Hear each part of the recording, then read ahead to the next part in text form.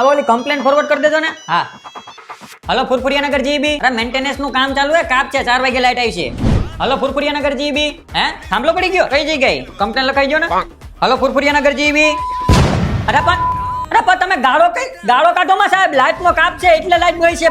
તમે એમ સરકારી કર્મચારીને ગાડી નો કાઢી શકો, વાણીમાં વિવેક રાખો, વિનમ્રતા રાખો. તમે હે જમ્પર ઉડી ગયા, કમ્પ્લેન લખાવ્યો ને. આ ગીગા આપા ઓલી કમ્પ્લેન આવી નહીં, ફોરવર્ડ કરજો, ઉપર મોકલી દો. કેટલા જમ્પર ગયા? 2. હવે ગાડીમાં કાટે બદલાઈ નાખો. હાલો આ ફોન હક નથી લેવા દેતા.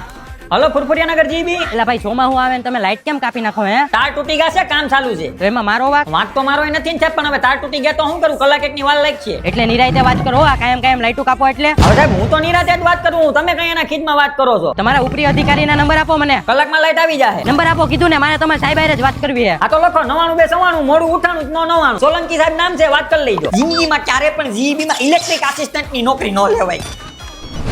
હલો ફુરફુરિયાનગર જીબી, લાઈટ કઈ ગઈ? 5 મિનિટ થઈ ને હજી, કાઈ વાંધો નહીં, ફોટ લખાવી દો.